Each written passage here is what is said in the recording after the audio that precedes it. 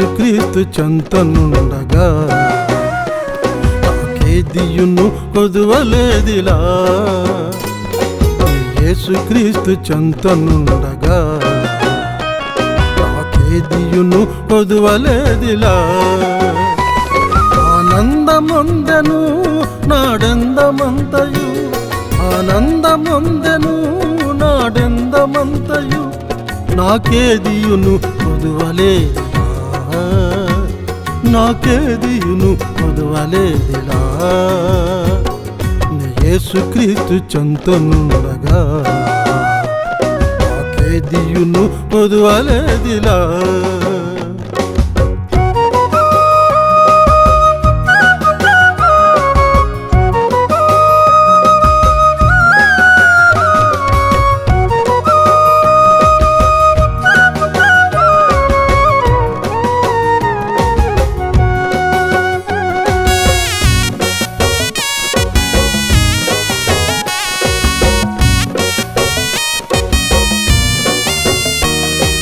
కష్టాల కడలిలో కన్నీటి అలలలో కలతల సుడిగాలిలోనే కృంగియుండగా, కష్టాల కడలిలో కన్నీటి అలలలో కలతల సుడిగాలిలోనే కృంగియుండగా, గద్దించే గాలిని అందించే చేయిని, గద్దించే గాలిని అందించే చేయిని, ఆనంద తీరాన నన్ను నడిపెను, ఆనంద తీరాన నన్ను నడిపెను, నాకేదియును కొదువలేదిలా, నాకేదియును కొదువలేదిలా. యేసుక్రీస్తు చెంతనుండగా నాకేదియును కొదువలేదిలా.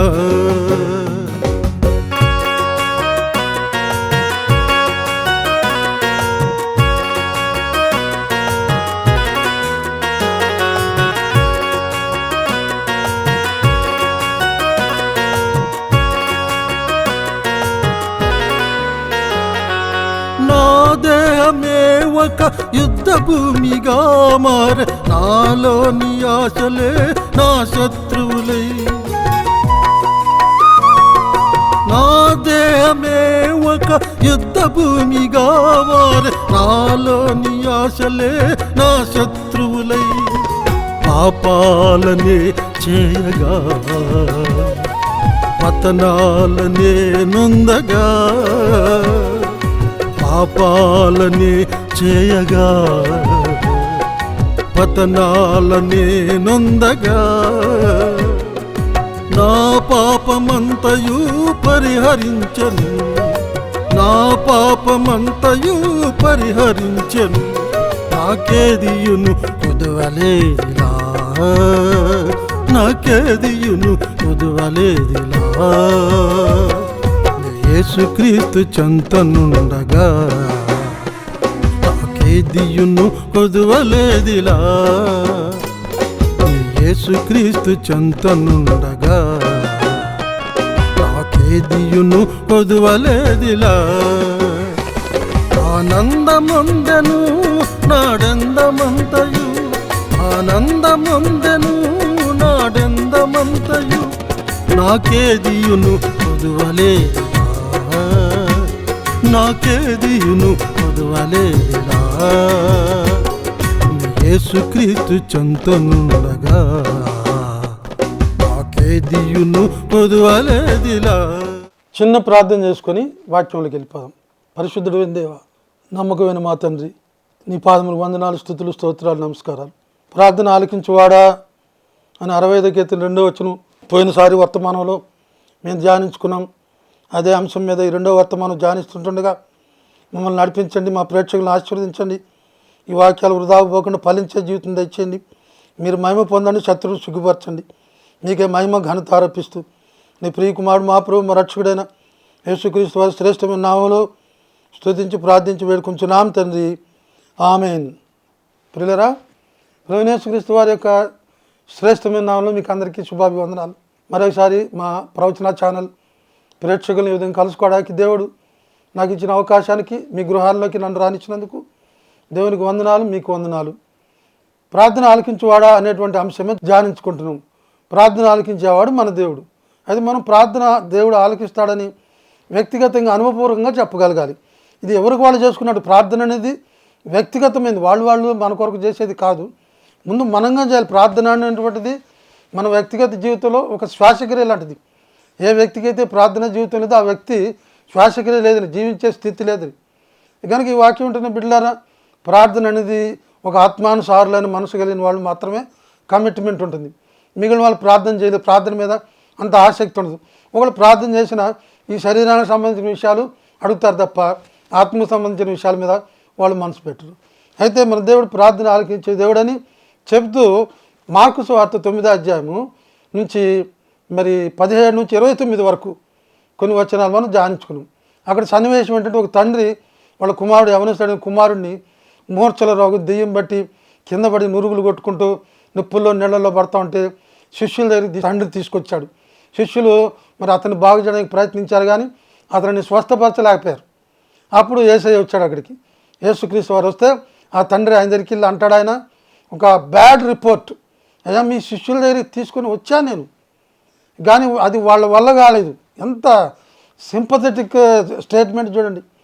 దేవుని బిడ్డల పేర్లు పెట్టుకుని, దేవుని సేవకుల పేర్లు పెట్టుకుని దేవుని కార్యాలు చేయలేక దయ్యపు కార్యాలకే ప్రాధాన్యత ఇచ్చేటువంటి స్థితి. యేసుప్రభు శిష్యులు వాళ్ళు, యేసుప్రభుకి అవమానం.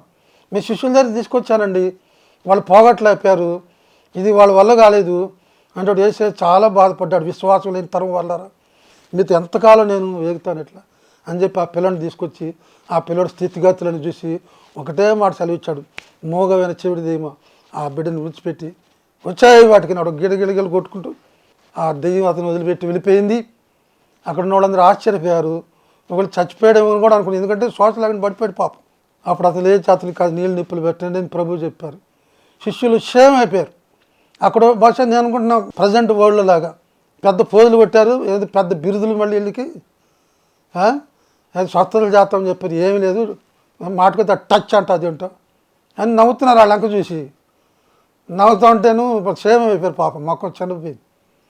అందరు వెళ్ళిపోయిన తర్వాత ఆ ప్రభు ఒక్కరే ఉంటేను ప్రభు దగ్గరికి వచ్చి, ప్రభు అచ్చం నువ్వు చేసినట్టే మేము చేసాం, మాకెందుకని కాలేదు, నువ్వు ఎట్లా చేయగలిగావు, నువ్వు చేసిన దానికి మేము చేసిన దానికి తేడా ఏంటి, what is the difference between your performance of healing and between hour performance of healing, మా స్వస్థత పరిచర్యకి నీ స్వస్థత పరిచర్యకి మధ్యలో ఆ డిఫరెన్స్ ఏంటి, తేడా ఏంటి అంటే ప్రభువారు అద్భుతమైనటువంటి మాట ఒకటి చెప్పారు.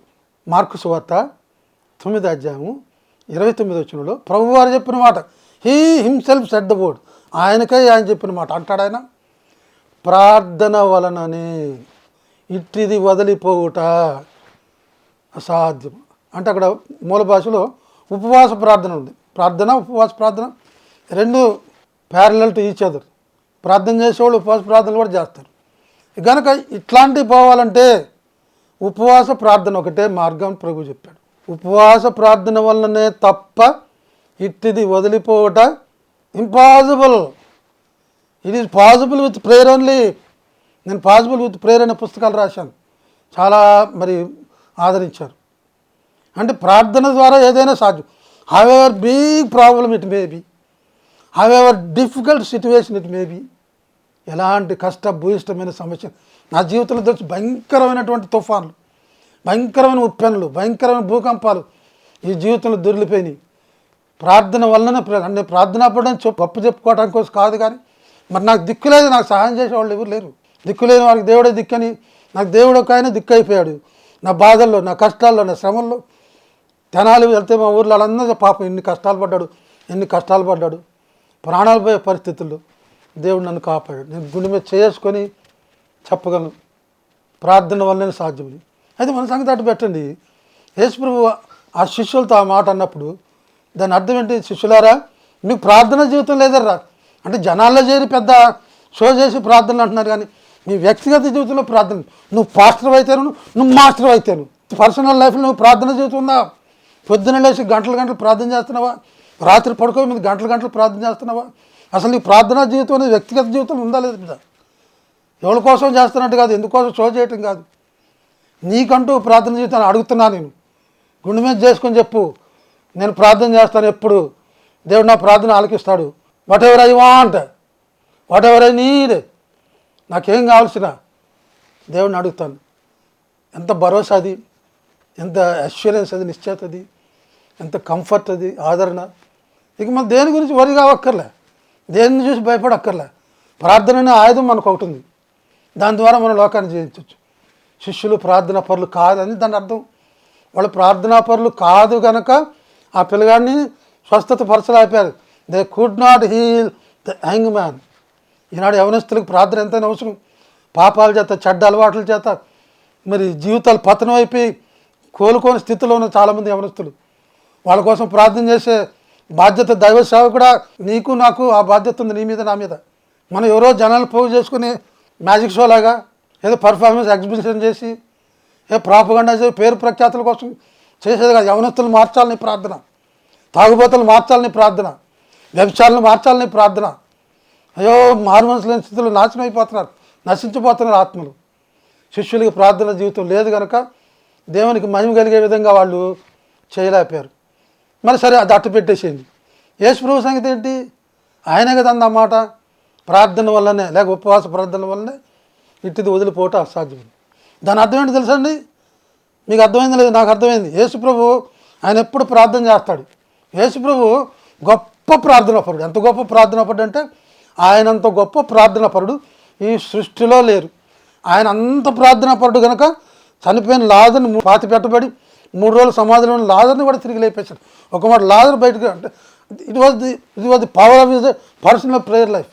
యేసు ప్రభు ప్రార్థనాపరుడు వ్యక్తిగత జీవితంలో సమస్తమును ఆయన మూలముగా కలిగి ఉన్నది ఏది ఆయన లేకుండా కలగలేదు అని వ్రాయబడిన సృష్టికర్త యేసు ప్రభు గురించి. ఆయన రాజులు రాజు, ప్రభులు ప్రభు. యేసు ప్రభు is the Lord of all. అట్లాంటి ఆయన ప్రార్థన చేయాల్సిన అవసరం వచ్చే. గమనించండి, మార్కు సువార్త 1వ అధ్యాయం 35వ వచనంలో ప్రభువైన యేసుక్రీస్తు వారి గురించి ఒక అద్భుతమైన మాట ఉంది ప్రియులారా.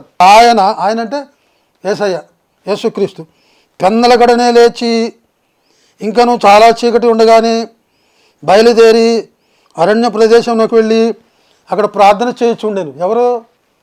యేసయ్య. పెందలగడ లేచాడంట. లేవకపోతే ఆయన లెగ్గొట్టే ఉన్నారా? ఇంకా పడుకోబాక లే ప్రార్థన చేయని అడిగేవాళ్ళు ఉన్నారా?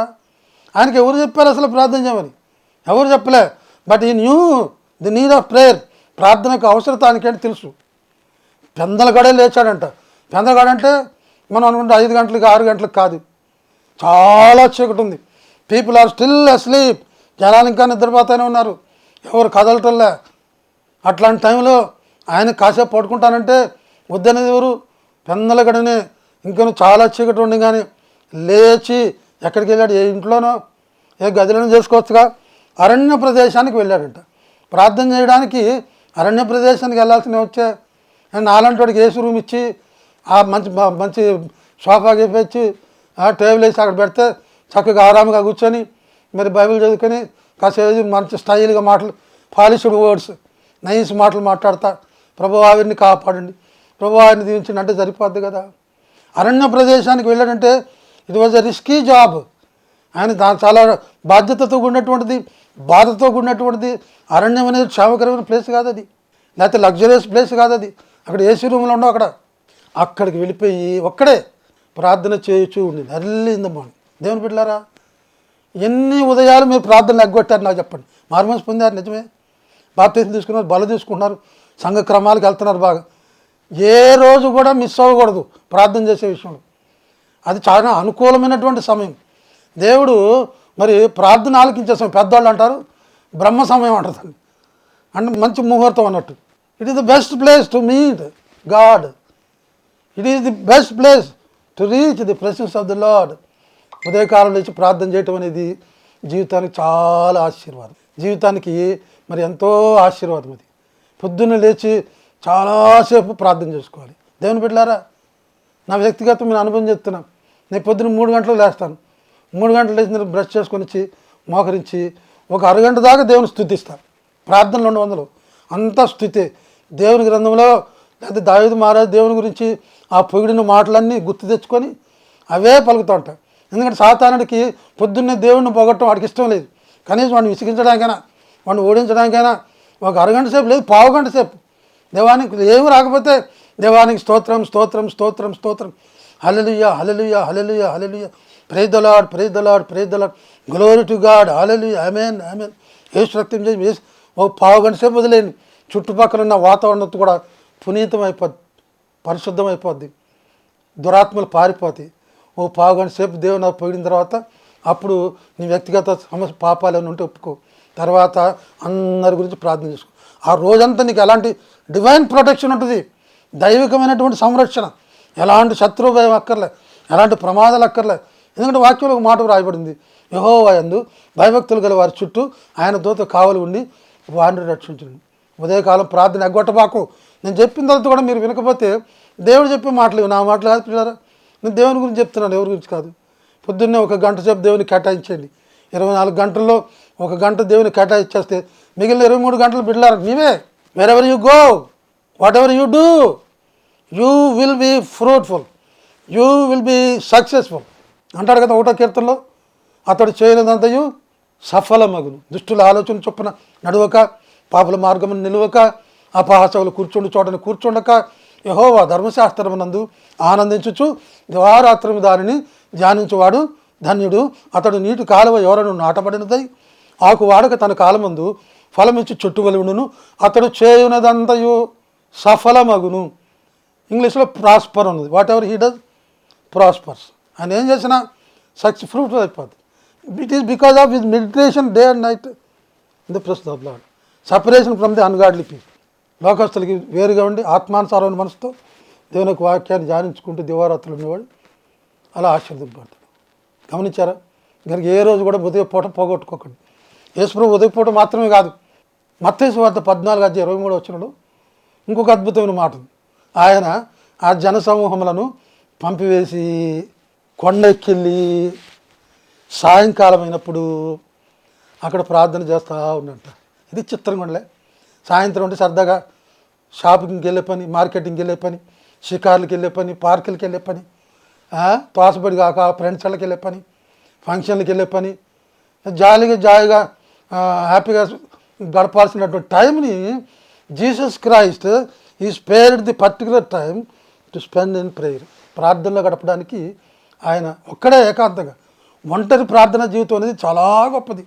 జీవితాన్ని ఉన్నత శిఖరాలకి ఇచ్చేటువంటి అత్యున్నతమైనటువంటి పవర్ఫుల్ శక్తివంతమైనటువంటి సాధన, పనిముట్టది, ఆయుధం వ్యక్తిగత ప్రార్థన.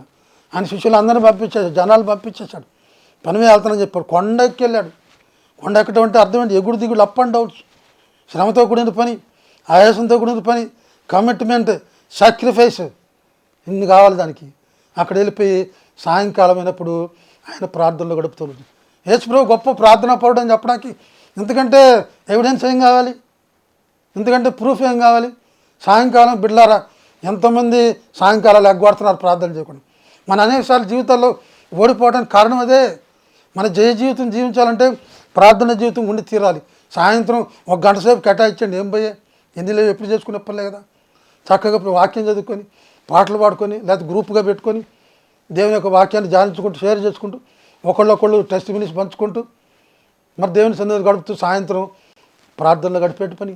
నీ జీవితం విజయవంతంగా ఉండాలంటే, ఆశీర్వాదకరంగా ఉండాలంటే, నీకు అందమైన జీవితం కావాలంటే సాయంత్రం సమయాన్ని ప్రార్థనకి గడిపేసి, ప్రార్థన గడిపితే దేవుడు నిన్ను ఆశీర్వదిస్తాడు. ఇంతకుముందు ఉదయకాలం చూసాం. పెందల గడనే అనగా చాలా చీకటి ఉండగానే ఆయన లేచి అరణ్య ప్రదేశానికి వెళ్ళి అక్కడ ప్రార్థన చేస్తున్నాడు. ఇక్కడ సాయంకాలం అయినప్పుడు కొండెక్కి వెళ్ళి అందరిని పంపించేసి ప్రార్థన చేయడానికి అక్కడ ఏకాంతంగా ఉన్నాడంట. ఇంకొకటి చెప్తాను, ఇది ఇంకా అద్భుతమైనటువంటిది. లూకాసు వార్త 6:12 అక్కడ రాయబడిన మాట ఏంటంటే, ఆయన ఆ దినంలో ఆయన ప్రార్థన చేయటం ఎందు రాత్రి గడిపేనని ఉంది. ద హోల్ నైట్ పెడతా ఉంటారు కదా పెద్దవాళ్ళు, హోల్ నైట్ ప్రేయర్లని, సంపూర్ణ రాత్రి ప్రార్థనది. చాలా ఆశీర్వాదం అది. దేవుని సేవకులు మరి సంపూర్ణ రాత్రి ప్రార్థన పెట్టడం అనేది ఒక మాత్రమైనటువంటి ఉద్దేశం. సంపూర్ణమైన రాత్రి ప్రార్థనలో కని విని ఎరిగినటువంటి అద్భుతాలు జరిగితే జీవితంలో. ఏ సంఘంలో అయితే సంపూర్ణ రాత్రి ప్రార్థన ఉంటుందో ఆ సంఘంలో చిత్ర విచిత్రాలు బ్రహ్మాండమైనటువంటి మానవాతీతమైనటువంటి మరి ఉద్యమం రగులుకొని వస్తుంది. అక్కడ దేవుని కార్యాలు మనం స్పష్టంగా చూడగలం. దేవుని గ్రంథంలో అలాంటి చాలా చూసాం. మధ్యరాత్రి వేళ పౌలు శీలలు చెరసాల్లో వేయబడి దేవుని ప్రార్థించు కీర్తనలు పాడుతుండ్రి. మరి ఖైదీలు వినిచుండేరన్నది అక్కడ. అపొస్తలుల కార్యాలు 16 అధ్యాయం అనుకుంటా. అకస్మాత్తుగా భయంకరమైన భూకంపం వచ్చేసింది. ఆ చెరసాల తలుపులను బద్దలై ఊడొచ్చేసింది. తలుపులను తెరిచేసుకుని ఖైదీలు ఎక్కడైనా పారిపోతారేమో, ఇప్పుడు నేను ఎట్లా జైలు అధికారి పొడుచుకొని చంపుకోపోయాడు. పౌలు శీలలు చెప్పారు, అయ్యా వద్దు, చంపుకోబాకు, మేము ఎవరు పారిపోవాలి, ఎక్కడే ఉన్నాం. అతను దీపం తీసుకొచ్చి, అయ్యలారా రక్షణ పొందడానికి నేనేం చేయాలి? పౌలు శీలలు వారం రోజులు గుడికిరా, దశంభాగాలు తీసుకురా, లేకపోతే కానుకలు తీసుకురా, ఉపవాసాలు ఉండ, ఏమనలే. సింపుల్గా సూక్ష్మ మోక్షంలో ఒకటే మాట్లాడారు, believe on the lord Jesus Christ, యేసునందు విశ్వాసం అంతే. అప్పుడు నీవును నీ ఇంటి వారిని you and your house hold will be saved.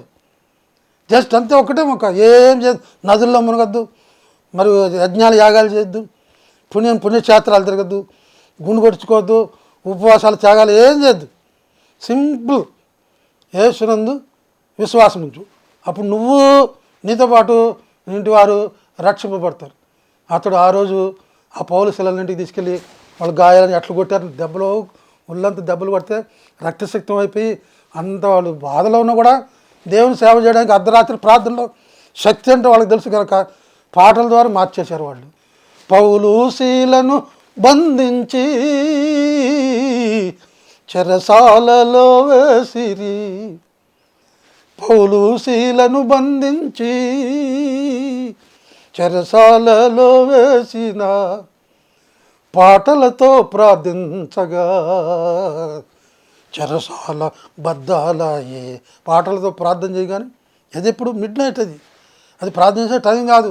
ఒళ్ళంతా దెబ్బలు, వాళ్ళకి ఎవరినో విడిపిస్తే బాగుండు. జైల్లో ఉన్న వాళ్ళు సంతోషంగా ఉంటారండి. కొట్ట ఒక్కర్లే తిట్టక్కర్లు, ఊరు జైల్లో వేస్తే ఆ ఊసలానికి వేస్తే చాలు, తెలిసిన వాళ్ళు అనేది బాగా నడుస్తారు.